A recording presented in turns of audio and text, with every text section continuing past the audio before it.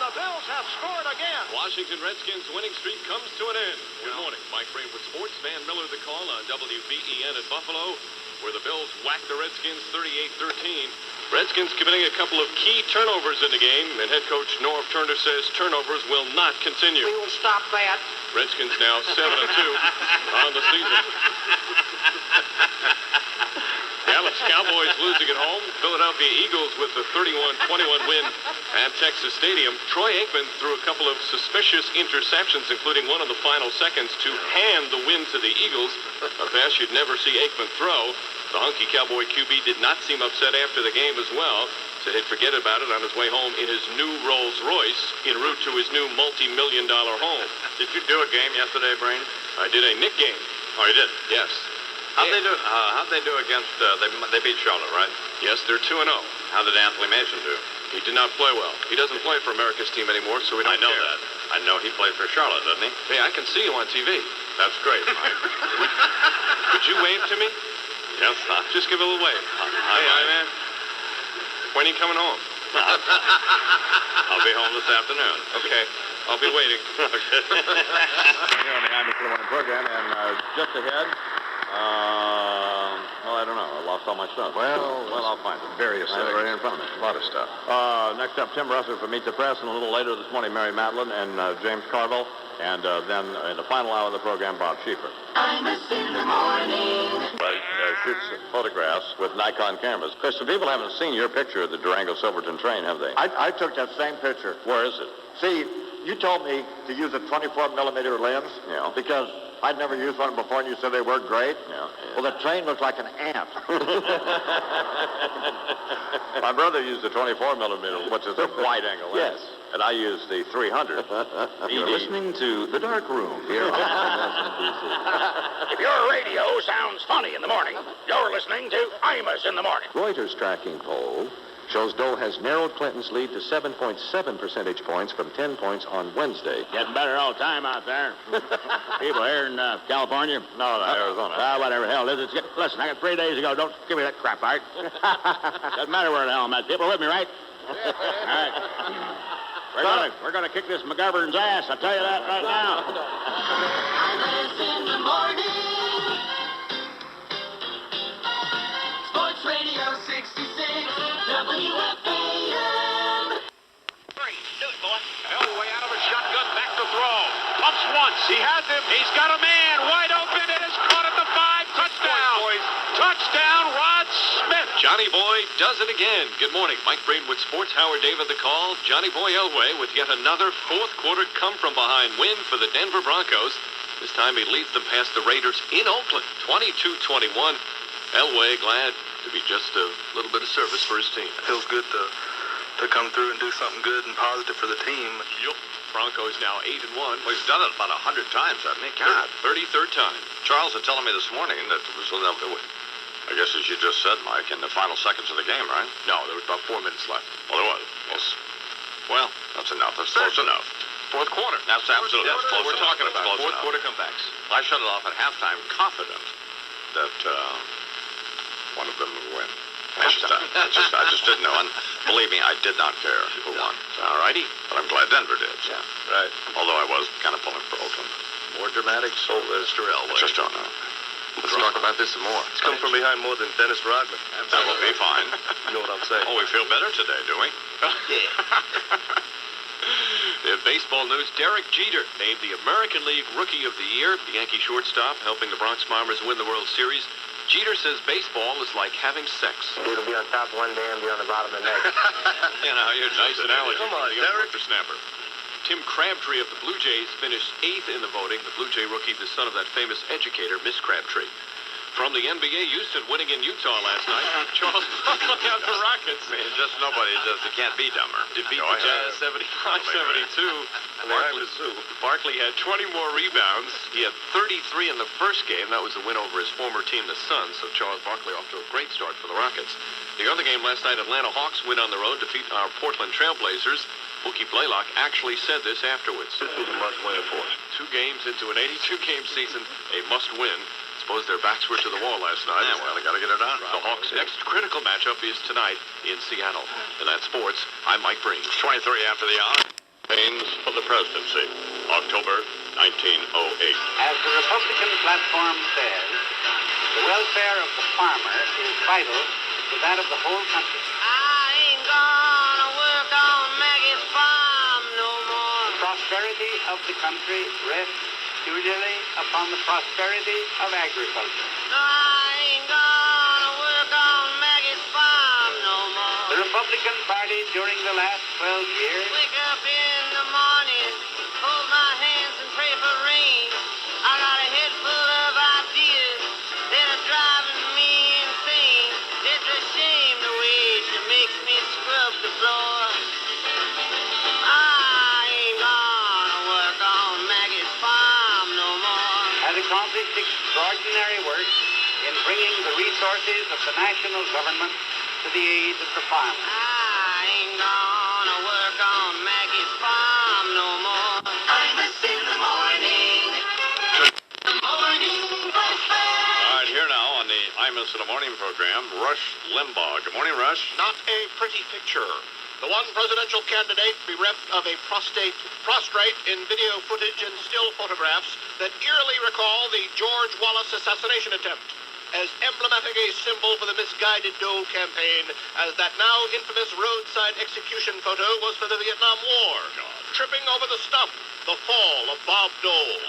That's what those soulless sob sisters of the flagrantly left-leaning liberal media will have you believe. No mention of how quickly he rebounded with self-effacing humor. No, they're running those tragic few seconds of that unfortunate spill with the sickening frequency of the Rodney King video, effectively doing to Dole what those L.A. cops did to King. All this while harping on his referring to Hideo Nomo as the pitcher from the Brooklyn Dodgers. Hey, it was only 50-some-odd years ago the little slant-eyed bastards were shooting at him. Now he's supposed to keep track of their progress in the major leagues? What kind of Gomorrah are we living in when a decorated war hero is portrayed as a doddering, senescent, senseless codger and forced to struggle for votes against a transparent, philandering, perjuring prevaricator? Age used to be synonymous with wisdom and experience. Now it's shunned as a painful reminder of our mutually inevitable fate. Fetid in a wheelchair with blanket on lap and oatmeal on chin. It's all about packaging, my friends, and Dole's greatest sin is that he's not as pretty as Bubba. Therefore, everything he says must be taken as the rantings of a senile old crank. Help, I've fallen and I can't get up. We're led to imagine he and Elizabeth in bed the night of the inauguration, using the clapper to turn out the lights. Well, I suppose Elizabeth would actually be the one who would have to... Well, whatever. But if the standard by which Bob Dole is being judged is comprised of such shallow criteria, how could any of the great presidents of American history have ever passed the vetting process? George Washington, a dentally challenged, long-haired slave owner. How do you think that set of wooden choppers would look on camera? Abraham Lincoln, an unkempt, bar-bait pituitary case with a nut job for a wife. If he were to campaign today, how long until there was an editorial in one of the tabloids about his pandering to the African-American agenda? And FDR, if he were to attempt re-election today, forget the wheelchair, he would have had to keep his wife in a closet with a bag over her head. Coming up, how to get those pesky blood stains out of your brown shirts. More after this. All right, here's who? Bill Clinton. Go, baby. People try to put me down. Talking about those generations. But I don't need a walker to get around. Talking about those generations. One thing's for sure, if they should whoop Talking about those he generations. could easily die before he gets in. Talking about those Bob Dole's generations. generation. Bob Dole's generation, baby. Why don't you know he's passing? Probably can't hear a single word I say. They don't have them prostate operations. Talking Bob Dole's generation. Bob Dole's generation. Bob Dole's generation, baby.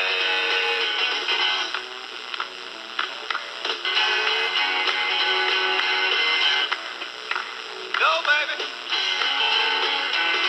Been a century since they've been born.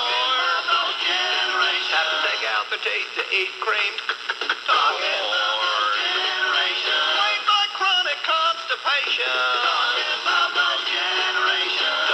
Bob Dole's generation. Bob Dole's generation. Bob Dole's generation, baby. Bob Dole's generation.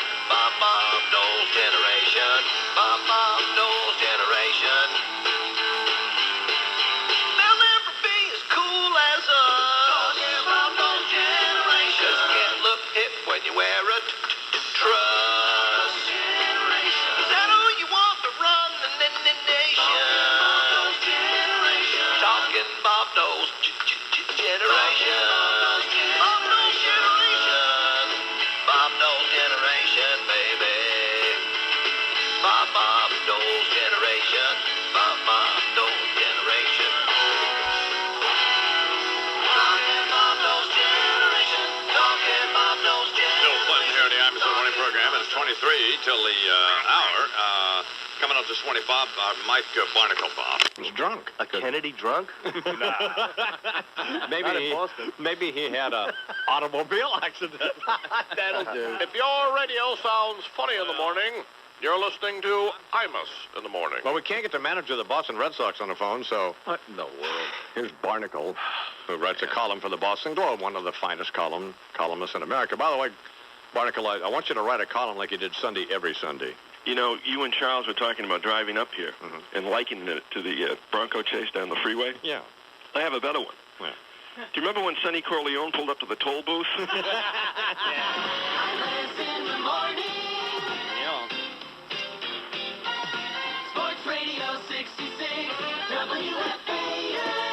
Well, there was a time when your phone service... Imus in the morning. All right, here now with comment and observation on headline issues of the day, Imus in Washington senior political analyst, the late Richard M. Nixon. I didn't do it. It was not me. I did not do it. Are we Imus still, in the morning. Are we still talking about breaking into the Watergate Hotel? No, we're talking about writing primary colors. Oh, I see. It wasn't me, Dono. Ye gods, I'm about the only guy who this drivel hasn't been pinned on. And I suspect only because I'm dead. Yeah. The Romana Clef of the 92 Clinton campaign, Right. in which Bubbers revealed to be, well, everything we've come to know and love him for. A hard-driving, bimbo-thriving, records sanitizing, vacillating, oscillating oaf. Despite all that, J.D., the real book on Bubber is that he's in again. Dole, Graham, Forbes, Buchanan, all the rest, notwithstanding. Yeah. They're just not going to make it, in my humble estimation. And as you know, I'm a political animal, Dono, a student of the science. By the way, before we get totally off the subject here, I have studied primary colors very carefully, and I've come to a conclusion regarding the author. Based on my analysis, you want to know who wrote it? Yes. Nora Hayden, that strawberry tress trollop whose previous work is the Bible of the Clinton administration to this very day, carried by the president wherever he goes. How to satisfy a woman every time and have her beg for more. Right. Exactly. Dribble in, dribble out, they say. Time, by the way, to place Steve Forbes under the Dickscope, J.D., with his profile looming larger every day, as you know, possibly even surpassing my old comrade Bob Dole in New Hampshire. Very, very wealthy individual, Dono, and by his own admission, a bit eccentric in some respects, although he's acquitted himself well in various interview situations I've seen him in. But you know what concerns me? No. Postal clerk eyes, Dono. Believe me, it's just a matter of time before Steve Forbes comes rolling down the street in a tank, sponsors a volleyball team, and announces that he and Greg Louganis have just exchanged matching gerbils. Shut up. Trust me, the guy's a Megan's Law candidate in waiting. Scary, you know? Oh, and my old colleague, Pat Buchanan. He won a straw poll in Alaska the other day. Right. Who cares? It's Alaska. What do they have? 3,800 people who file down their teeth and chew elk antlers? Not exactly your make 'em or break 'em electoral college location, huh? Wake up, Pat. It's over. Jeez. Oh, and a message lost, it appears, I do, on a certain high-profile sports figure, Magic Johnson. Back with the Lakers. Quite a story. I saw his debut. Interesting fan response. Every time he came close to the sideline, the entire front row reacted like they were at a Gallagher concert. Tell me, are there any lepers playing this year? You know, if only Magic had had the benefit of this latest AIDS prevention research about whey, the dairy derivative blocking the AIDS virus. Yeah. Has the president been told about that? Because if he hears about it, given his history, the next thing they'll discover in the book room will be Bill Clinton sitting there with his pecker buried in a pint of Ben and Jerry's. Ouch! A brief, no-holds-barred look through the Dickscope, man. A Dick's Fix by Dick Nixon, of course, himself a dead former president of the United States. All right, here now, on the Imus in the Morning program, the President of the United States, Bill Clinton. what I want, baby, you know it. Your support, and you know how to show it. All I'm asking is for y'all to re-elect me this time. Yeah, baby, just a little support. Sister, send donations to my campaign. Still relevant to the nation, and I feel your pain. So send me a little bit and sock it in for 4 more. Just a little bit. Yeah, baby. Just a little bit. 4 more. Just a little bit. That's all I'm asking. Just a little bit. Want you to give me all your money. And what you gonna get in return, honey, is a presidential candidate who represents some serious change. Yeah, baby. Spare change. Just a little bit. Hold on while I blow my saxophone just a little bit.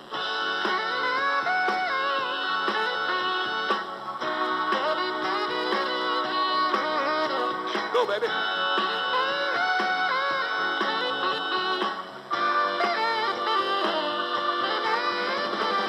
Ooh, my missus sure ain't no playboy bunny. And that whitewater business, I know sure seems funny.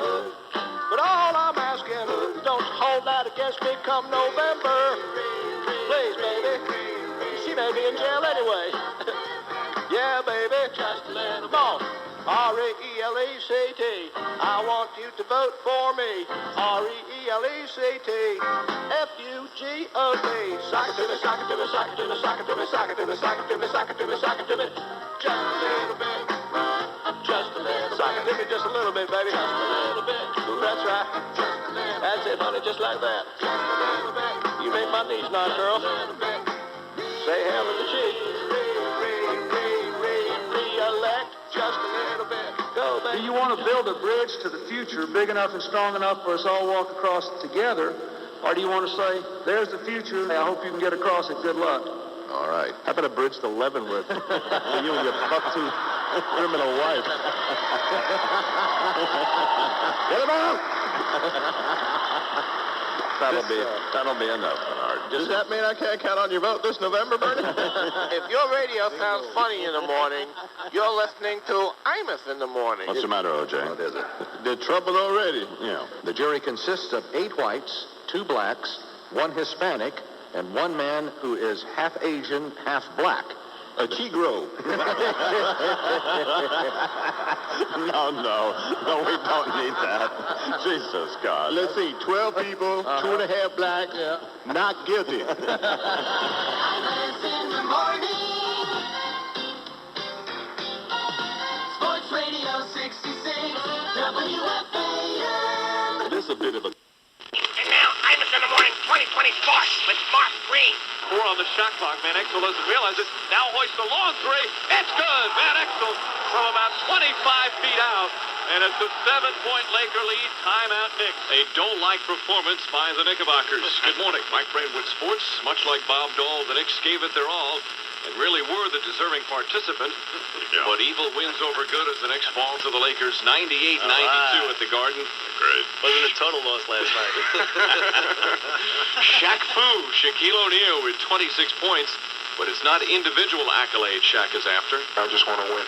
I won on every level except college and this level, and I really can't go back to college, so it's a must for me to win on this level. Might want to rethink the college thing. He's won on every level except college and the NBA.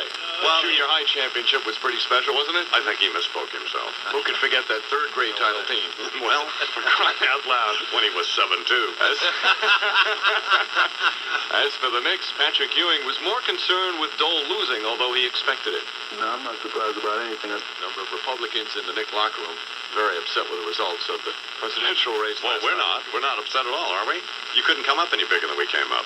Well, we get to go through. We get to go through everything. The whole scenario plays out. Here come the hearing, Fatso, what's going on? Sure. Huh? Hillary and Selnick. Oh, man, it doesn't get any better. Come on, man. It doesn't get any better news. Yes, what I'm talking about. Republican House, a non-majority president. I mean, what's changed? Oh, God, it just doesn't get any better. I guess I failed to look at the plethora of Yeah, positives. oh, man, I mean, there's so many positives out of this thing. Kerry wins, Charcelli wins. It doesn't get any better. Nothing changes there. Democratic seat, No. Democratic seat. Come on, Mike. Man, you've got to wake up. Wake up. Wake up and smell the subpoenas. Let's go. I just got a fax from somebody who signed it God, warning me to, I think you better pay attention to that. you know, to handle my new power with some sort of dignity. And God also wanted me to point out that Dr. Whitman. The party's over. They say that all good things must end. Let's call it a night. The party's over, and tomorrow start the same old thing again. Imus in the morning. Well, now that the ballots have been cast, what's been caught here? Pick up today's Wall Street Journal. So, and it's just a very confusing. You just wonder how, you know, they didn't know where they were. Several people were at the wrong place. Yeah. And How anything ever gets done, right? you know, God bless them. They're a couple of them there, and poor old folks in wheelchairs and on crutches, and just not very clear at all about exactly what was happening. But nevertheless, they showed up to vote. Yeah. And and then the woman who was in charge of herding us in and out of the actual voting booth itself, she was there talking to a friend of hers. And so she was unaware each time someone would go in a booth and come out. And so we would have to remind her, whoever was at the head of the line, that, pardon me, but there's no one in the booth now. May I go in? I'll bring the muffins on Sunday. This is just an absolute Question. You know. Did the I-Man at any point in this become cranky? No.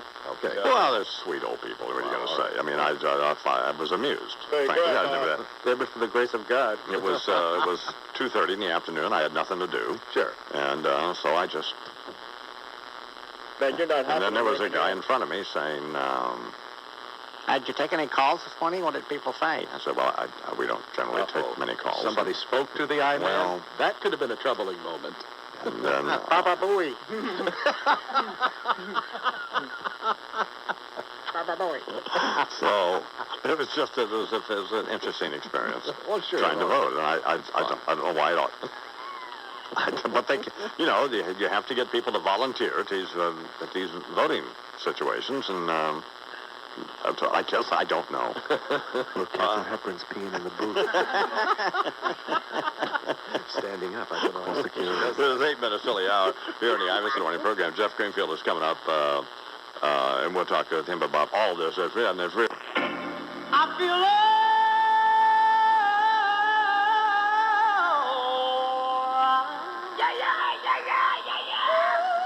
now that I got my woman, I feel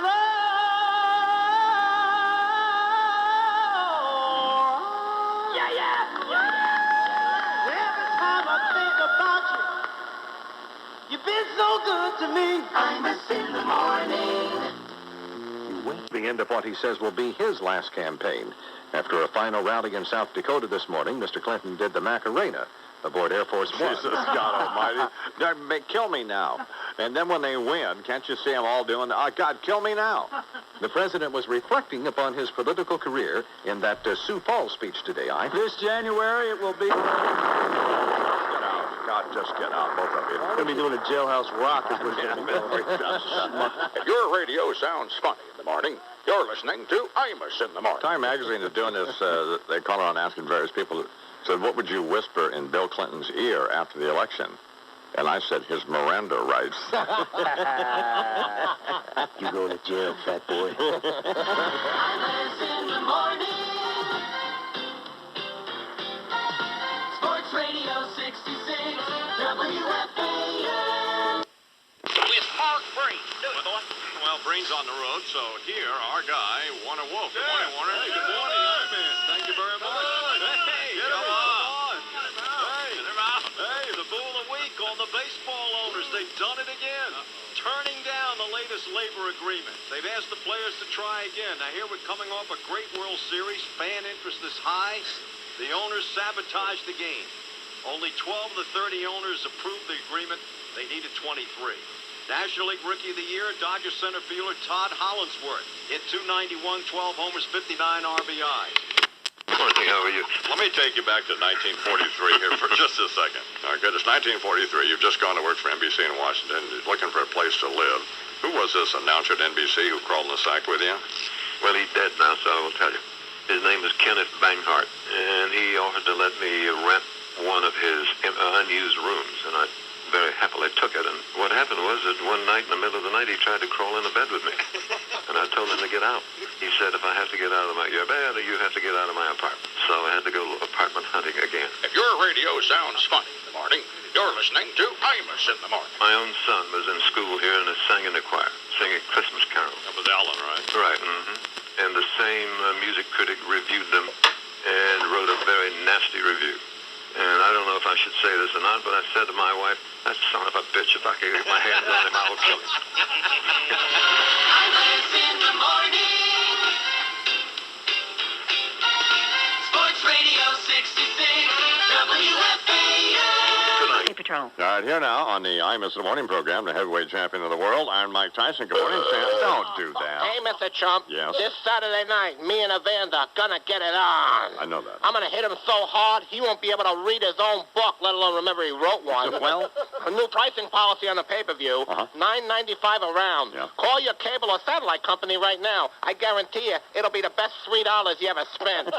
I'm just a little concerned about the people in Vegas, actually, at the fight. Yeah. I don't want them feeling gypped. So I'm thinking of inviting Riddick Bowe and Rock Newman to start a riot in the crowd so everybody feels they got their money's worth. Right. I should go to the airport now. I'll miss my flight. I hate flying. I'm a white knuckler, which looks really funny, especially with these knuckles. Looks like I'm squeezing cottage cheese between my fingers. I'm very concerned about airline safety. I mean, seatbelts are good for those sudden, unexpected stops in a car, but you have a sudden, unexpected stop in an airplane, and a seatbelt is kind of a moot point. Yes. Maybe I should take one of those Gulfstreams after the fight. You did that, right? Yeah. I remember. You were complaining about not getting a good jet until they finally got sick of hearing you grumbling about it, put you on the G4. Right. I ain't heard that much whining about a plane since Newt Gingrich had to sit in the back of Air Force One. How come you just didn't get that Harry Thomason guy to book you a charter? Oh, I forgot. You lost that particular travel agent when you took the dump in a service cart there at the White House Correspondents' Dinner. Oh, by the way, speaking of Washington, congratulations on the inevitable recognition and acknowledgement of your political power. You're welcome. You the man, the bomb diggity. You jiggy eye man. You predicted that Clinton was going to win. Wow. You must have been psychic. Shut up. You know what? I feel bad for Mr. Dole. Yeah. I ain't lost a lot of things, aside from my freedom for 3 years and a little bit of my dignity in the shower during those 3 years. But Yeah. politics is such a dirty business. I ran for president of my cell block back in Indiana, and I got elected. Tiny was my first lady. Yeah. He actually cried when I was sworn in. It was sweet. Of course, I could have done without the inaugural ball, but apparently it's tradition. You know, the electoral process in the joint is very similar to the one on the outside. Only difference is in a national presidential race, you get elected first, and then you go to jail. Hey, former current. No, he's not the former. He's the current heavyweight champion of the world. He owns 2 of the heavyweight belts, and somebody else owns Gedron Ford.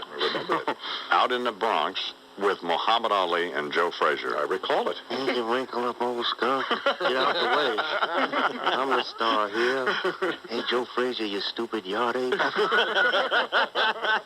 And Joe Frazier and Muhammad Ali. Why'd you go pick some cotton? Your Uncle Tom? That would be fine, Muhammad. If your radio sounds funny in the morning, you're listening to Imus in the morning. From the NBA yesterday, they announced the 50 greatest players ever in the NBA. Mostly old-timers. There are some current players on the list. Is Len Bias on it? No, How's that boy doing? No, Jack. Len Bias is not on it. He got a good future ahead of him. No, he doesn't have any future ahead of him. Jesus Christ. How about that dude with AIDS? No, he's not on it either, Jack. Imus in the morning. I don't know, man. Sports Radio 66, WFAN. Like he was left for dead.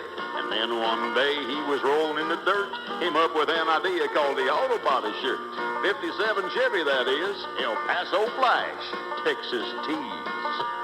Well, the next thing you know, old Fred's a millionaire. His brother Don said, Fred, move away from there. New Mexico's got Southwest cachet, so he loaded up the truck and he moved to Santa Fe. Homosexuals, that is. Yuppie scum. And then before you know it, old Fred's a demagogue. Got a bunch of merchandise and a nifty catalog. Hats and denim jackets, calendars he did include. Even silk ties from Joseph Abood. Designer, that is. Bandana line made of silk. But designer clothing, it just weren't enough. So Fred, he decided to come up with other stuff. A Frontier cologne and his famous salsa dip. Pour some on your penis, then stick some on your chip. Buffalo chips, that is. White corn. Organic snacks. Well, now it's time to make a call to Fred and Don his kin. And they would like to thank you folks. The money's rolling in. Can't handle all the orders there in merchandising heaven. 272-1957. 1-800, that is. Auto Body Express. Y'all call Fred now, eh? Hi, I'm Imus in the morning, and this is WFAN in New York and Infinity Broadcasting Station. Brought to you by Sam Goody. Sam Goody's has gifts for every member of the family. For the sci-fi fan, get the movie Aliens from Fox. They'll love it, and it's on sale now at Sam Goody. I'm Lori McNichol for the Beltlantic 9X Mobile Fan Highway Patrol. And now, Imus in the Morning 2020 Sports with Mark Green. And here now, man, I dropped the ball, didn't I, Warner? Yeah, it's all right. I don't mind. I just sitting here and I just completely dropped the ball. Mike Brain is on the road with the Knicks, and our guy, Warner Wolf, is here. Good morning, Warner. Good morning. Thank you. Got him out. Hey. Completing a storybook season, Joe Torre named American League Co-Manager of the Year, along with former Yankee catcher and Texas manager Johnny Oates. Here's Torre on the award. I just turned back my MVP, my batting title, anything you wanted me to give you from just personal goals to be able to enjoy this. This is there's nothing even close to being as good as this is. And on the same day, Joe's brother Frank was released from the hospital 13 days after receiving a heart transplant. Keep in mind the voting is done before the playoffs and the World Series. National League Manager of the Year will be named later today. Certainly it has to be the Cardinals' Tony La Russa. NBA last night in San Jose, where the Warriors are winless while the Oakland Coliseum is being refurbished. Sponsoring its first annual Run for Tomorrow road race this Sunday in Fairfield, Connecticut. Call Dr. Shanley over 203-254-5230. Find out more about it. Fairfield's Orthopedic, big race, Sunday, Fairfield, Connecticut. 27 after the hour, and we're in New York. Know the day I was born, the nurses all gathered round. They gazed in wide wonder at the joy they had found. The head nurse spoke up, said, leave this one alone. She could tell right away that I was bad to the bone. Bad to the bone. Bad to the bone. Bad.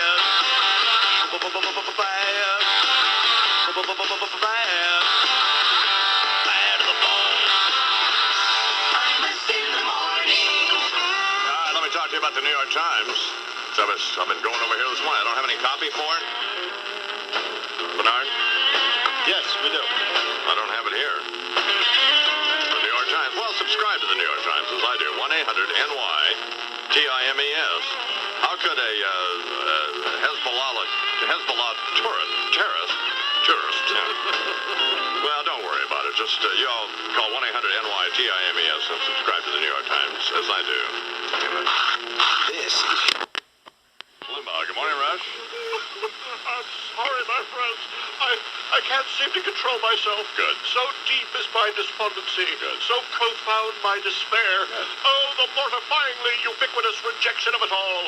I feel so unloved. You are. For not only has America's one true candidate been defeated, my endorsement of him has borne the brunt of scornful disregard as well.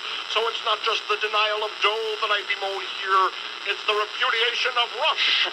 4 years telling you all that America was being held hostage. 4 years building my omnipotent and omnipresent empire upon your fears and paranoia. So where were all you ditto heads when I needed you? Where were the myriad minions my ratings once suggested were out there? The mindless lemmings, who supposedly were hanging upon my every word as though it were scripture, poised to do my very bidding. This isn't just the loss of an election. This is a pejoration of my standing as a political pundit and media icon. What do I tell potential radio syndicators and sponsors now? That I still have the juice? Well? Oh, that's not juice, Rush. You just saw the writing on the wall and you wet your pants. It wasn't bad enough you took my television show away from me. I had a shot to dethrone that radio reprobate who calls himself the king of all media. Radio, books, TV. I could have done a movie, a remake of the classic tale of obsession, Moby Dick. But what happened? You stuck a harpoon in me as sure as you were Ahab. Now I'm nothing but a corpulent corpse that the cantankerous cadaver Imus will most certainly use as a step stool to assume what he believes is his rightful position. Sure, barring indictment and or impeachment, another 4 years of Clinton will provide a plethora of material, but it's little consolation knowing that I've ultimately just wasted my time preaching to the choir, and you didn't sing loud enough to be heard by America. I did all that a ditto-head demagogue could do. Time and time again, I outstretched my chubby little hands in support. And what did I get in return? One finger. Well, you know what? You. You and the donkey you let Bill Clinton ride in on. You all. And let me tell you, my friends, that's not a bitter or vindictive statement. It's merely the truth. You me. And now, for the next 4 years, you're the ones who are going to get... But I'm sure it won't be exactly in the manner President Clinton would prefer. Go, baby, indeed.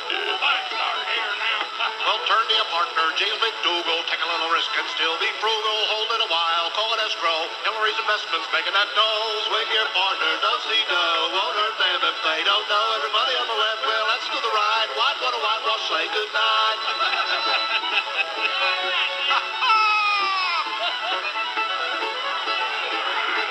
Here's your Madison guarantee. Vincent Foster, R.I.P. Move that body. He can't be found in the parking lot on the White House grounds. Over by the cannon, sneaking in the dark, pushing up daisies there in the park. Whitewater could sink old Bubba's campaign. Sorry, Bill, I feel your pain. From an eyewitness, line to the right, swear up and down they won't indict. Destruction of justice, oversight. Whitewater sidestep, say goodnight. Say, has anybody seen a suicide note? Now run around left, go back to his desk, grab them documents, make a mess, can afford an expose, shred them papers in the attaché. Now there ain't no evidence, grab your girl's rare innocence. Maggie Williams, chief of staff, girlfriend can pass a polygraph. With your partner, do-si-do, won't hurt them if they don't know. Everybody on the left, well, let's do the right. What would a whitewash say goodnight? Now a little Jew's harp.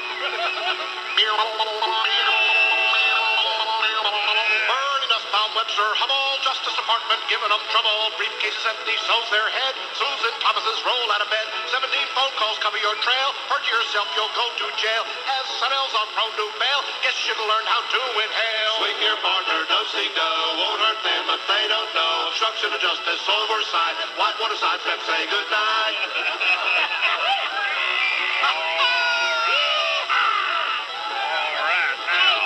Swing your partner, do-si-do, won't hurt them if they don't know. Everybody on the left wheel, let's to the right. Whitewater, whitewash, say goodnight. Profit on your witness, line to the right. Swear up and down, they won't indict. Obstruction of justice, oversight. Whitewater, sidestep, say goodnight. If the blues are whiskey, baby, I'd be drunk all the time. That's pretty good, man. I don't have any more lyrics for this. Why don't you give me a dime?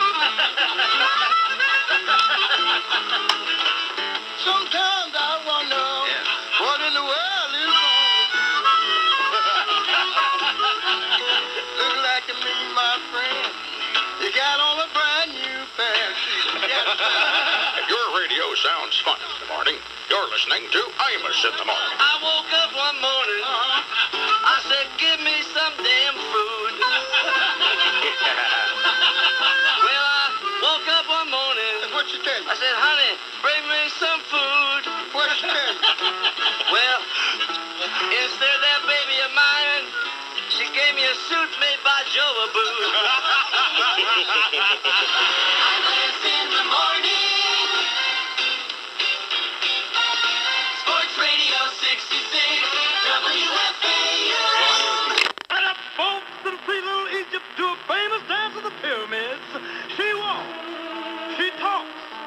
claws on the belly like a reptile. Just one thin dime, 1/10 of a dollar. Step right up, folks. Imus in the morning. Credible universe behind Roosevelt Raceway on Long Island or next to IKEA in Elizabeth, New Jersey. It's worth the drive, guaranteed. And now, the most powerful force in American media history. Imus in the morning. Yeah. What's the matter? Embarrassing. It's beyond embarrassment. Imus in the morning. News time is 6 after the hour, and Pat O'Brien, CBS Sports, is here. Morning, Pat. Morning, Don, Charles. Mr. O'Brien, I'm sorry. Regroup. Have all the news right here. It's 11 after the hour, and we'll get back to the news in a minute. All right, here now, Media Watch, a clinically intense dissection of some segment of our national information organ by the veteran electronic journalist, Walter Cronkite. Return with me now to the early hours of November 6, 1996, and the election returns wrap-up program of the American Broadcasting Company, presided over by Peter Jennings, a Canadian. The final moments of election coverage were on the air. That time when the anchor person, Jennings in this case, gathers round him his savvy and clever colleagues to put their final stamp on the long campaign and leave us with the benefit of their superior brain power and with no doubt about what we, the great unwashed, should think about it all. The team, Lynn Scher, Hal Bruno, Jeff Greenfield, Cokie Roberts, Sam Donaldson, Anchor Jennings, and flanking all from stage right, the grand old man of political punditry himself, David Brinkley. Yeah. With all of those synapses firing at once, how could any viewer fail to bow in obeisance before his television set and murmur his indebtedness to these towering interpreters of political anecdotes? We saw the expected fare. Jennings tossing the ball to each of his players. What had Senator Dole done that he should or shouldn't have done? And the answer, in the view of this antiquated, oxygenated, fast-fading follower of governmental history, is simply everything. Jesus, what a debacle. And, of course, what had the machine of Mr. Clinton been able to do that had made his success that night a foregone conclusion? Permitting the electorate to wave aside the fact that 6 in 10 of them regarded Mr. Clinton as an unprincipled liar and say in so many words, please, Mr. President, feel our pain. Well, the pain would come quickly as the first Democratic president since FDR to win re-election launched into his victory statement, a discourse that many feared would reach the 21st century before his bridge could. God almighty. And then the fabled moment, first of a couple as it turns out, as Jennings invited an observation from Mr. Brinkley, who would opine that we'd see a lot of what we just suffered through the next 4 years. Clever, if interminable speeches of gauzy affection. And, added Mr. Brinkley, a lot of goddamn nonsense. David, we're on the air, recoiled the officious Mr. Jennings, to which Brinkley muttered something which my own analysis has led me to suspect was, I don't give a you unctuous bastard. And then, at program's conclusion, and after a round of soppy kiss-up accolades from the team, during which Mr. Brinkley appeared about as comfortable as Mother Teresa in a massage parlor, another hazardous moment, but one of wonderful clarity. David, Mr. Jennings said, you have the last word. There wouldn't be many. Said Brinkley, Bill Clinton doesn't have a creative bone in his body. He is a bore, and always will be a bore. At which point Anchor Jennings stepped in, sensing accurately where the commentary was heading, toward AstroTurf in the back of the pickup. These aren't my notes, and go, baby. Well, way to go, David. You will be missed. For Media Watch, this is Walter Cronkite. Thank you and good night. Good morning, Mr. Brinkley. Good morning. How are you? Let me take you back to 1943 here for just a second. All right, good. It's 1943. You've just gone to work for NBC in Washington, looking for a place to live. Who was this announcer at NBC who crawled in the sack with you? Well, he's dead now, so I won't tell you. His name is Kenneth Banghart, and he offered to let me rent one of his unused rooms, and I very happily took it. And what happened was that one night in the middle of the night, he tried to crawl into bed with me, and I told him to get out. He said, if I have to get out of your bed, you have to get out of my apartment. So I had to go apartment hunting again. If your radio sounds funny in the morning, you're listening to Imus in the morning. My own son was in school here and sang in the choir, singing Christmas carols. That was Alan, right? Right, mm-hmm. And the same music critic reviewed them and wrote a very nasty review. And I don't know if I should say this or not, but I said to my wife, that son of a bitch, if I can get my hands on him, I will kill him. Imus in the morning. Sports Radio 66, WFAN. Well, I'm here. And so Warner Wolf is here, and today is Warner Wolf's birthday. Happy birthday, Warner. Oh, thank you very much. Yeah, Thank you, man. Get him happy cake. birthday to We should Warner. sing happy birthday. We'll do it later. All right. Anyway, good morning, Warner. Good morning. Thank you very much. This Imus in the Morning Sports Report brought to you by your Chrysler and Plymouth dealers. You know, I'm so old that when I was born, it was Armistice Day. It wasn't Veterans Day. I'll be It was darned. because of the World War I. Right. Armistice. 11/11 and the 11th hour. Right. Very little history. Right. Well, Great. so much for my conversation with Bud Carey.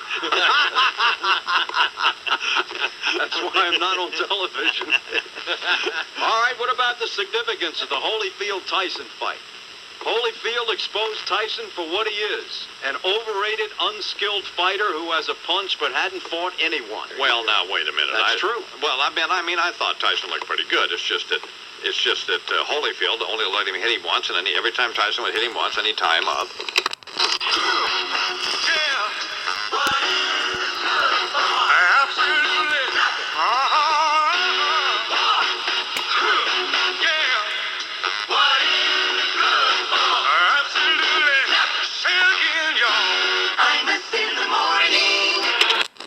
For the New York Daily News entitled Hot Coffee. Now, I'll be very honest with you. If I don't see my name in it, then I just don't read it. It's like me with the obituaries. I don't. If your radio sounds funny in the morning, you're listening to Imus in the morning. Why was it necessary to, attack Frank Rich? I don't know. I frankly, I was appalled. I couldn't believe that, Is he still in the closet, Chief? I mean, he's married, you moron. Oh, yeah, well, okay, he is. Yeah, the answer is yes. Jesus. Thanks for having me on. Frank Rich happens to be everything you're not, Bernard. Yeah, he's gay. Imus in the morning. Sports Radio 66, WFAN. Once again, could not possibly be any good. It could be excellent. It can't be. It has no potential to be an engaging, charming young woman. No, she's young, She working sounds like mother. a cab driver. Should be wearing a paper bag when she goes out there tonight. She sounds like a female Bo Diddle. I wouldn't be surprised to talk about a convention tonight. Stop looking at my ass. If your radio sounds funny in the morning, you're listening to Imus in the morning. Of course, he's not a knothead, but hardly. But that he was sort of impressed with Nancy Reagan's address, which, of course, which he said was moving. Many people were, and sure, most everybody was. As a matter of fact, it was very difficult not to be. It's going to be kind of what Deirdre's speech is going to be like in about 10 years. But we won't be so moved, believe me. Imus in the morning. Sports Radio 66, WFAN. This is WFAN in New York. We are in... I've already got more trouble than I need. Now, this is Delbert. God, make them both hang up. Thanks, but no thanks, baby. I've already got more trouble than I need. I don't want no lonely, lustful woman's irate husband after me. Imus in the morning. See it on hard copy first. And Highway Patrol. And now, Imus in the morning 2020 sports.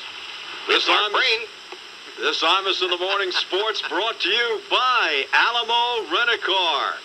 A Tyson Holyfield rematch? Could be, only this time Holyfield would get the $30 million.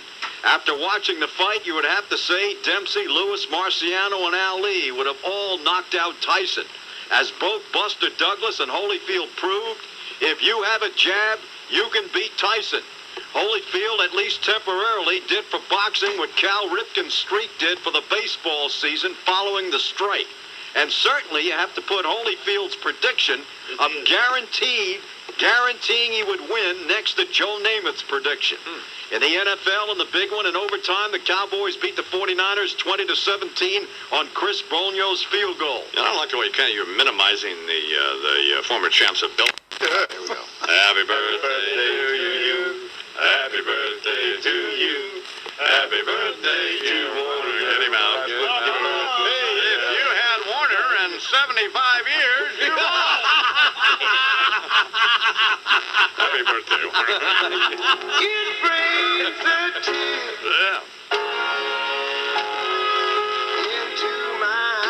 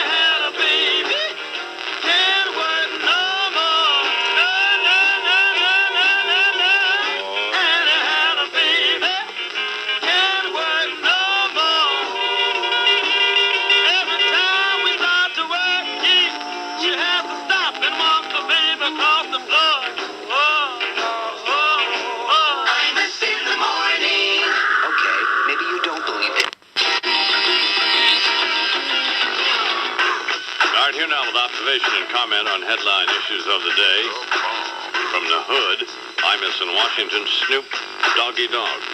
Yo, strange days, strange days. David Brinkley getting up a few parting shots before he get on that bus at a dog track.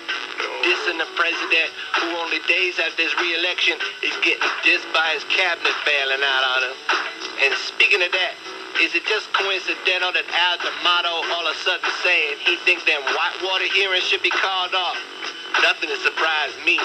Not after I heard that Michael Jackson waiting on a baby. Literally and figuratively. I wonder who the father is. The king of pop expects a little bundle of joy. I think it's safe to assume he's hoping for a little boy. He must be getting tired of staying home alone, so he decided he'd just go ahead and grow his own. What's my name? Snoop Dogg.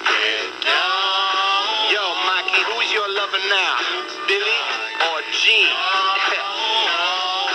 Clinton must be thinking that he just won the lotto after the recent statement made by Senator D'Amato. You think Al saying whitewater hearings should disperse because he's sucking up for the job as Secretary of Commerce? What's my name? Yeah, he'd be a good replacement for Mickey Cantor. We all know how popular Al is with them Japanese. On the air, Brinkley said that Bubba is a bore. If he believes that's true, what's he think of Al Gore? If when the camera's rolling, all decorum he ignore. Off the air, he's screaming, Cokie Roberts is a what's my name? Good night, David. Chet's waiting for you in that great big newsroom in the sky. Give me your lavalier. Now get out. Snoop. Get out, God, here in the Absolute program. It is 14 till the hour. By the way, I forgot to tell you, you can win money and money from your bitch. Run up money from the crack. Death is a fact. Murder is a hobby. Murder is a hobby. Murder is a hobby that I have since way. I live the bitches the way I live. Pain and torture. Believe in life. Sex, money, and Imus in the morning. We do not wish to acknowledge, or you are not aware of the caliber of disaster indicated by the presence of a liberal in the White House. Well, you got trouble. Right here I say trouble in the capital city. Why, sure, I'm opinionated. Mighty proud to say I said I'm mighty proud to say it. I consider that the words I speak and the truth they impart are golden. It's conservative horse sense. I got half my brain tied behind my back. Did you ever try and get a Democrat to debate and his platform folds up just like a tent? But just as I say it takes judgment, brains, and morality to lead this fine country of ours, I say that any fool can flush the whole thing down the toilet. And I call him Bill. The first false step on the road to the big White House there up on the hill, that liberal whine about health care from Hillary Rodham. And the next thing you know, your Bubba's saying he tried it, but he didn't inhale. And we're listening to Mrs. Big Town Lawyer telling 60 Minutes she don't bake cookies. Not a housewife, Hillary, no, but a dame who don't know when to shut up.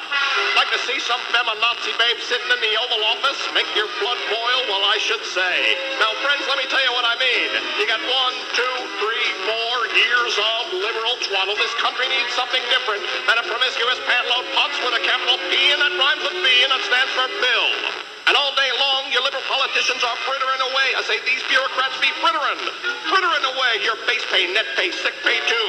Gotta raise them taxes. Never mind getting deficits reduced till the immigrants curbed, till the economy started. And never mind the military budget till the commies are here and they're camping in your parlor on a Saturday night, and that's trouble. Oh yes, you got lots and lots of trouble. I'm frightened for the kids in the grammar schools, innocent young ones, thinking one day of voting Democratic. Trouble! In the capital city, trouble with a capital T, and that rhymes with B, and it stands for Bill. Now, I know all you folks are my kind of people, so I'm gonna be perfectly clear. Would you like to know what kind of conversation goes down between the liberals in the House and the Senate? They talk about taxes, socialized programs, setting up welfare states for indigent thieves, and bragging all about how they got together and banned assault-type weapons. One fine day, they'll close the ghettos, sending all the gangs to the suburbs, drug-dealing punks, cop-killing homies, and hip-hop. Shameless music that'll drag your son and your daughter into the basest common denominator, interracial marriage. Friends, the idle brain is the liberals' trademark. Trouble. Oh, we got trouble in the capital city. In the capital city. With a capital T, and that rhymes with B, and that stands for Bill. That stands for Bill. We've surely got trouble. We've surely got trouble in the capital city. Right here. Our kids are being led by an immoral imbecile. Our children's children gotta have trouble. Mothers of America, Heed that warning before it's too late. Watch for the telltale signs of corruption. The minute your son leaves the house, does he automatically become politically correct? Is there a stain on his shirt from a bleeding heart? A saxophone hidden in the corn crib? Is he dropping trow at church socials in front of the ladies' auxiliary? Are certain words creeping into his vocabulary? Words like entitlement. And I feel your pain. Well, if so, my friends, you got trouble. Oh, we got trouble in the capital city. With a capital C and that rhymes with B and that stands for Bill. We've surely got trouble. In the capital city. Right here. This Arkansas Hicks turning our fruited plain into Hooterville. Our children's children gotta have trouble. We got trouble. We got terrible, terrible trouble. He's spooning out lukewarm liberal pap, and I've had my fill. Oh, yes, we got trouble, trouble, trouble. Oh, yes, we got trouble. We got big trouble. T. Gotta rhyme with B. And that stands for Bill. Megadillos, my friends. This is Rush Limbaugh with telling the Lord from God. Rush Limbaugh, here on the Imus Morning Program, which I believe you just said. It's 3 minutes till the hour on the outline, 1-800-370-IMUS. Here's God, to walk around the studio when we're trying to do the news. Don't play around with that, Pat. Is this Francesa's? No, it's not. It's just don't play with it. Well, Goodbye. Well, no, go on. Well, I can't help it if he's rude. We're having a conversation. Can't you just be quiet? I'm not the one talking. The Boeing 747. Look at the back of O'Brien's head. It looks like a sand trap, doesn't it? Well, I get up. You read the news. There. You read the news. Take the whole damn thing. If your radio sounds funny, morning, you're listening to Imus in the Morning. You realize I've come over there and beat the... You're not going to do anything. You threw something at me. Well, you're not going to, first of all, don't threaten anybody with any kind of physical violence. He threw stuff at me You old this morning. fool, you're not going to do anything. Threw stuff You look at me like this Reginald morning. Denny leaving Yeah, you. you look, you better watch yourself, buddy. Imus in the morning. Sports Radio 66 WFAN. 20 Sports. Here's Mark Green. Well, Mark's not here, but Warner is, so good morning, Warner Wolf, and happy birthday. Thank you, I-Man. A bad day for the NFL favorites yesterday. If you had Warner in 75 years, you lost. Right. You lost. Get out. Get here. Come on. No less than 10 of the 14 underdogs either won or beat the spread. In overtime, the Cowboys beat the 49ers 20-17 on Chris Bonio's field goal. Cowboys play-by Bengals to the left with Hellestrate to snap and Jet to hold. Snap, ball down. Kick is in the air. It's good, fans. The Cowboys have won in overtime. Chris Bonio kicks a 29-yard field goal, and the Cowboys have beaten the 49ers at 3Com Park. Sounds like he's reading that, doesn't he? Yes, it does. So the voiceover. The players That's exactly what it sounds like. It was done yesterday, and 8 hours later, it was a voiceover. And here at 3Com Park. They win. It's good. And so are their buns. Yes. Warner continues. This NFL overtime rule is unfair. Right? Dallas wins the flip, moves downfield, kicks a field goal, game's over, 49ers never touch the ball. Steal the college rule. In the overtime, both teams get the ball, 4 downs from the other team's 25. The smartest thing, though, Holyfield did was to... Anyway, it's 29 after the hour. Thanks, Warner. All right, here now, Media Watch, a clinically intense dissection of some segment of our national information organ by the veteran electronic journalist, Walter Cronkite. Return with me now to the early hours of November 6, 1996, and the Election Returns wrap-up program of the American Broadcasting Company, presided over by Peter Jennings, a Canadian. The final moments of election coverage were on the air. That time when the anchor person, Jennings in this case, gathers round him his savvy and clever colleagues to put their final stamp on the long campaign and leave us with the benefit of their superior brain power and with no doubt about what we, the great unwashed, should think about it all. The team, Lynn Scher, Hal Bruno, Jeff Greenfield, Cokie Roberts, Sam Donaldson, Anchor Jennings, and flanking all from stage right, the grand old man of political punditry himself, David Brinkley.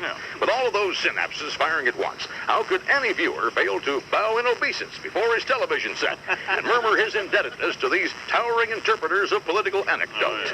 We saw the expected fare. Jennings tossing the ball to each of his players. What had Senator Dole done that he should or shouldn't have done? And the answer, in the view of this antiquated, oxygenated, fast-fading follower of governmental history, is simply everything. Jesus, what a debacle. And, of course, what had the machine of Mr. Clinton been able to do that had made his success that night a foregone conclusion? Permitting the electorate to wave aside the fact that 6 in 10 of them regarded Mr. Clinton as an unprincipled liar and say in so many words, please, Mr. President, feel our pain. Well, the pain would come quickly as the first Democratic president since FDR to win re-election launched into his victory statement, a discourse that many feared would reach the 21st century before his bridge could. God almighty. And then the fabled moment, first of a couple as it turns out, as Jennings invited an observation from Mr. Brinkley, who would opine that we'd see a lot of what we just suffered through the next 4 years. Clever, if interminable, speeches of gauzy affection. And, added Mr. Brinkley, a lot of goddamn nonsense. David, we're on the air, recoiled the officious Mr. Jennings, to which Brinkley muttered something which my own analysis has led me to suspect was, I don't give a you unctuous bastard. And then, at program's conclusion, and after a round of soppy kiss-up accolades from the team, during which Mr. Brinkley appeared about as comfortable as Mother Teresa in a massage parlor, another hazardous moment, but one of wonderful clarity. David, Mr. Jennings said, you have the last word. There wouldn't be many. Said Brinkley, Bill Clinton doesn't have a creative bone in his body. He is a bore, and always will be a bore. At which point Anchor Jennings stepped in, sensing accurately where the commentary was heading, toward AstroTurf in the back of the pickup. These aren't my notes, and go, baby. Well, way to go, David. You will be missed. For Media Watch, this is Walter Cronkite. Thank you, and good night. I didn't know what day it was when you walked into the room. I said hello unnoticed. You said goodbye too soon. Breezing through the clientele, spinning yarns that were so lyrical.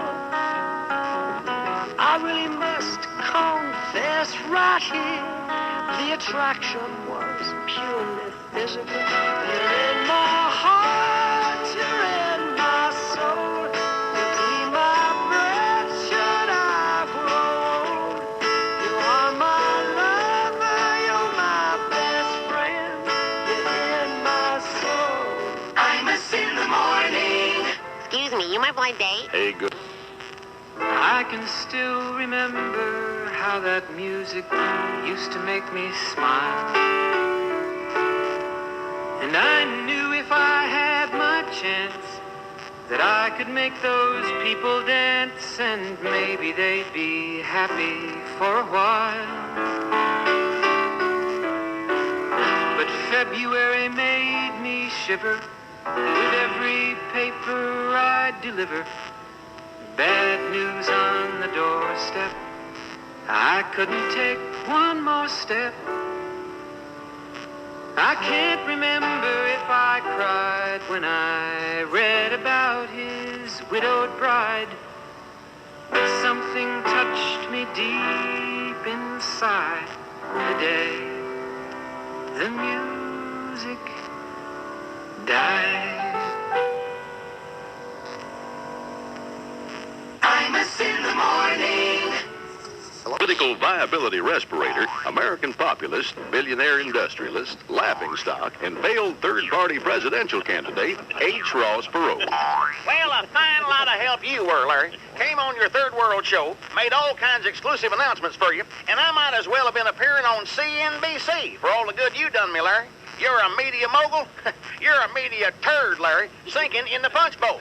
You ain't got the juice of a freeze-dried Congo Hutu, Larry. You know how many of them electrical college votes I got? Got a chart on it right here. What camera am I on? Can you get a shot of this? Here we are. The Perot Potent Potential Pecker Plurality Poll. There's your result, Larry. It's a blank piece of paper. Exactly, chump face. I didn't get a single vote. I got 0, Larry, after running a world-class campaign that counted on your stupid program.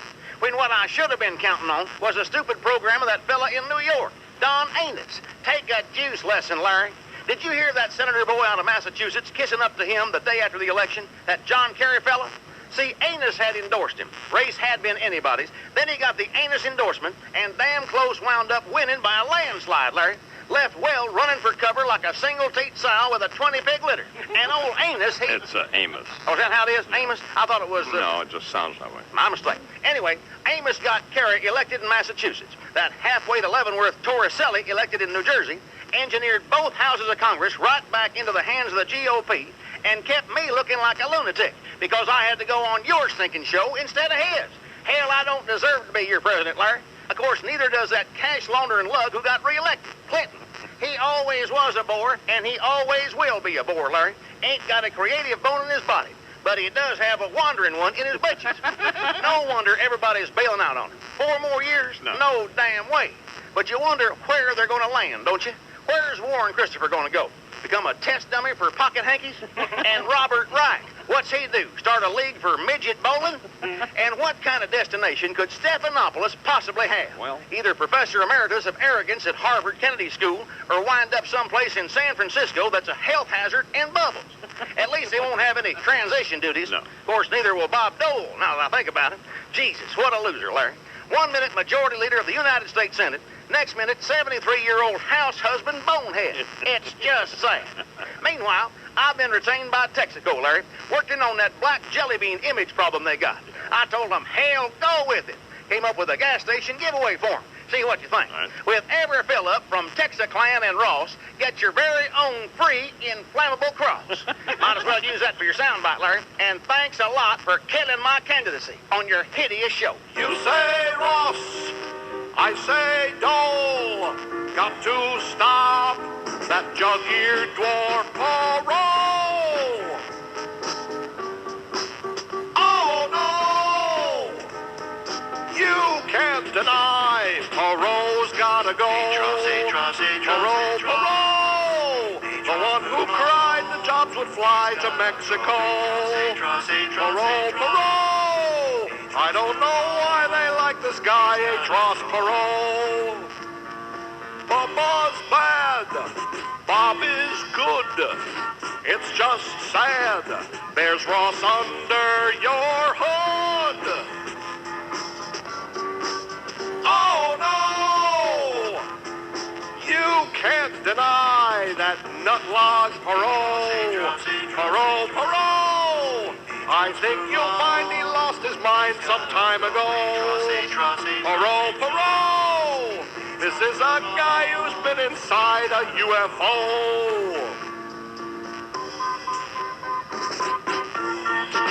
Why won't he say goodbye, goodbye?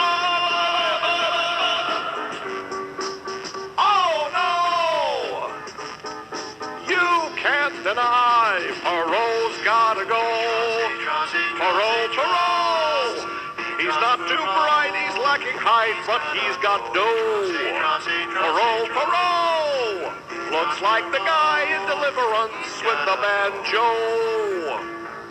You say Ross, I say nope. You say why, and I say he's a dope. Oh no! Who trays the guy named H. Ross Perot? Perot, Perot! I think you'll find he lost his mind some time ago. Perot, Perot! He's not too bright, he's lacking height, but he's got dough. Perot, Perot! I don't know why they like this guy, H. Ross Perot. Perot, hey Ross, hey Perot. Hey Ross, hey Perot. Hey Ross, hey Perot. Hey Ross, hey Ross, hey Ross. Rush Limbaugh, I heard the I'm Swing program. Hey Jude. Bears advisor, the late General George S. Patton. At ease, as you were. I have directed you people to be here this morning to join me in issuing a policy statement regarding the command and control operation of our entire country. That is, the executive branch of our government, the pantload who now directs it, and the Piltdown man from Kansas who would replace him, should he live so long. Private, do that drive-by thing on those lights and give me the overhead projector. Fine display of firepower, soldier. Congratulations. Let's have slide one. Recognize this individual? The bulbous nose, the cow eyes, the heavily chewed lower lip. Well, that's Bill Clinton, sir, our active duty commander-in-chief. Very good. Slide two. And this individual, the gray pallor, the sunken eyes, the resuscitator tube. Well, that's Bob Dole, sir. Performance pressured, petrified presidential prospect. Excellent. And slide three. This individual. Note the out-of-style aviator frames, jowly cheeks, salt and pepper hair, skinny lips. Sir, that's Dizzy Gillespie, sir. No, it's not. That's General Colin Powell, moron. Yes, sir. General Powell's a moron. No, you are. Although, as I consider the matter, he may be as well. It is time for a direct communique, general to general, from myself to Colin Powell. Dear General, I am sick of you, and the American public is quickly joining me in that regard. People, this man, Bob Dole, a war hero, cannot beat this man, Bill Clinton, a draft dodger, without the unqualified involvement in the Dole campaign of this man. Harry Belafonte. No, idiot, General Powell, who is regrettably showing in his jello spine support of Bob Dole about the same amount of valor he demonstrated in Desert Storm when he refused to take one of our marvelous Abrams tanks and drive the damn thing into Saddam Hussein's trouser fly. Powell, who is Bob Dole's only hope of defeating our non-indicted co-conspirator, Commander-in-Chief, says he'll vote for Bob Dole, but will neither join him on the Republican ticket nor campaign for him. My dear Colin, as I see it, you have but two options. Either step up or shut up. And if you turn your back on your party and your republic, may I suggest the following actions. Stick your head under the hood of one of your rust bucket Volvos and have that Margot Kidder wife of yours slam it on you so that we may enjoy the sequel to your book, My American Journey, the one entitled An American on a Gurney. Thank you for your attention. That is all. Copyright 1996, Infinity Broadcasting. All rights reserved. Imus in the Morning is a presentation of WFAN and Westwood One Entertainment. This concludes the entertainment and revenue-generating portion of your broadcast day. We now return you to the rest of your local programming schedule, an indecipherable embarrassment of broadcasting incompetence that compelled this station to subscribe to the Imus in the Morning program in the first place. The entertainment and revenue-generating portion of the broadcast day, the Imus in the Morning program, will resume tomorrow morning. Check your local listings for time and schedule.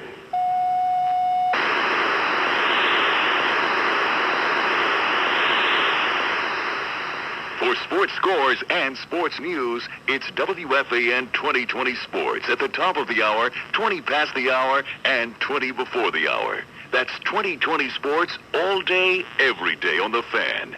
Sports Radio 66, WFAN New York, an Infinity Broadcasting station. WFAN 2020 Sports. Good morning, it's 10 o'clock. I'm Bob Wischusen. WFAN, the flagship station for New York Rangers hockey. Sports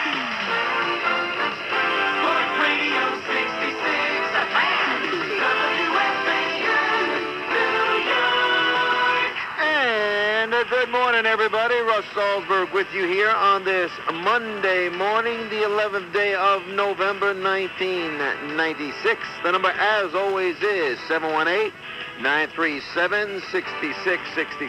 And as always, I'm here with my partner, Steve Summers. It is the Sweater and the Schmoozer. John, 316. Bill, 413. On Sports Radio 66, FAN, New York. Russ, we're sitting in for Eddie, Dominic Dove, with Schmoozer. What's his name? With the updates, you the fans, till tomorrow, Sweater and the Schmoozer. Bye-bye. Phil 13.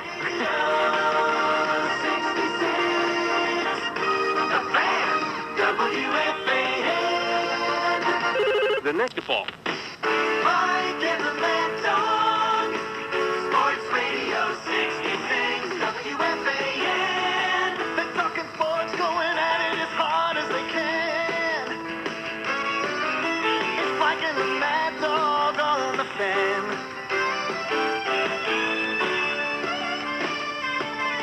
Nothing can get by 'em. Turn it on and try 'em. Mike and the Mad Dog, WFAN.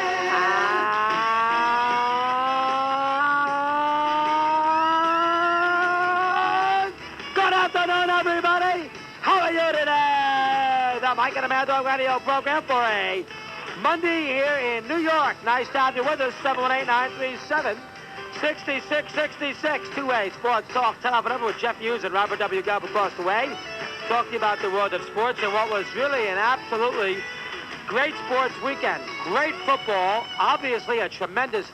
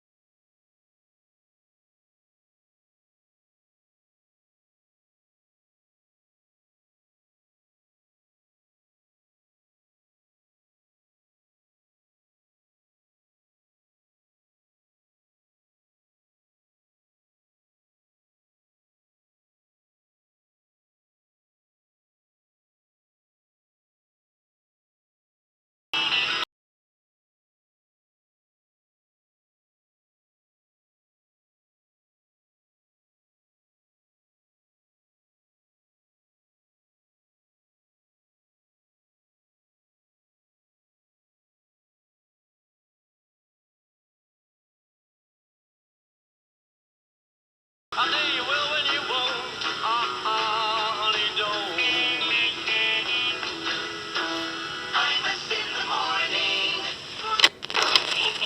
And now, Imus in the Morning 2020 Sports with Mark Green. Dan, deep drop, scrambling right, looking to go to the end zone, looks and launches it deep, throwing it into triple coverage, jump ball, it's caught! It's caught in the end zone! San Diego Chargers to another win. Good morning. Mike Breen with Sports. Lee Hamilton to call. This sportscast sponsored by your Chrysler and Plymouth dealers. Chargers beat the Lions 27-21. Detroit's now lost 4 in a row under Coach Wayne Fonz. Come on, get them out. If you had the Lions and the points, you lost. What are you doing? Well, I heard Warner yesterday. It sounded pretty good. Well, He's mocking our friend. But maybe you're making fun of Warner. Not making fun of him, making some of his material. Well, okay. You let him go on for like 8 or 9 minutes. I get 2 minutes, and it's like, let's go to spots. Well, because you don't know anything about sports, and Warner does. What difference does that make? Well, Lions are now 4-6, and our Chargers go to 6-4. Monday, not only the day for Monday. Well, we suddenly don't like Detroit? No, I guess we do like Detroit. Yes, we did. I forgot that we're on in Detroit. Yeah. Our Chargers, sadly, Get them did out. not. Chargers, unfortunately, beat our Detroit Lions. That's kind of where we're at there. Star 97 in Detroit, man, come on. Sure. Monday, by the way, get them out.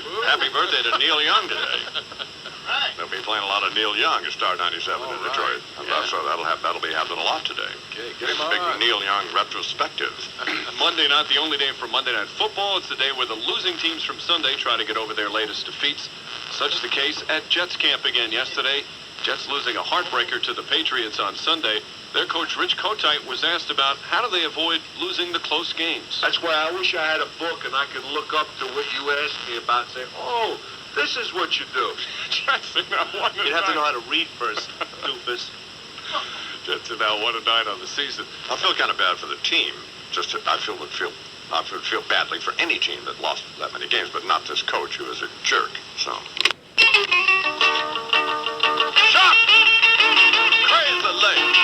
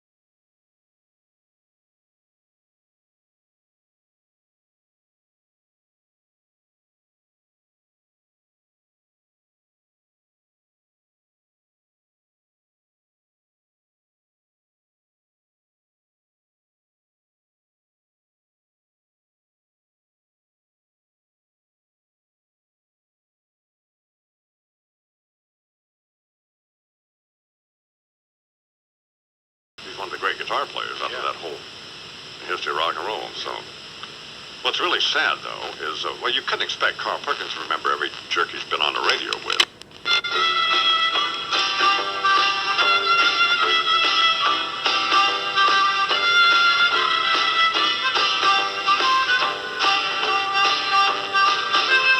Imus in the morning. This is James Earl Jones for Bell.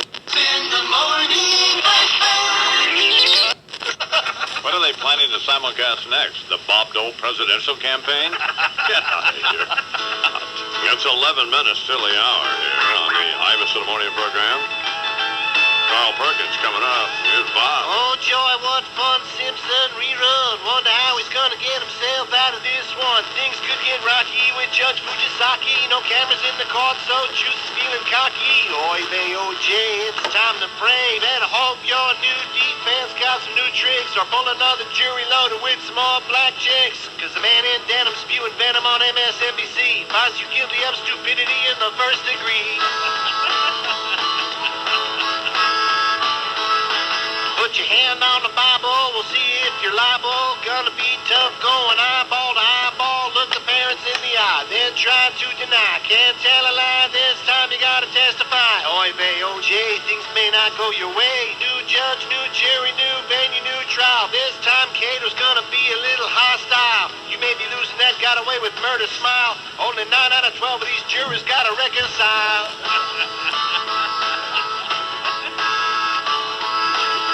Don't you get teary, cause everybody's weary and just a little leery of conspiracy theories. Last time you did alright when the gloves were too tight, but if the shoes fit, wear them like you did that fateful night. Boy, this place ain't heard of you is Antarctica.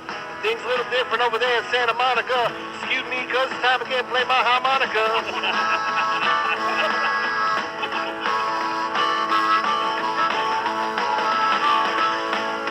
There's preponderance incriminating evidence, so you showed no penitence, you still have to recompense what you say when you depose. You'll be paying through the nose. Better sell some more of those not guilty videos. Oy vey, OJ, you gonna have to pay.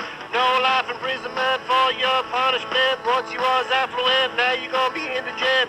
Just don't want the courtroom turning into no circus tent, but send in the clowns, cause here we go again.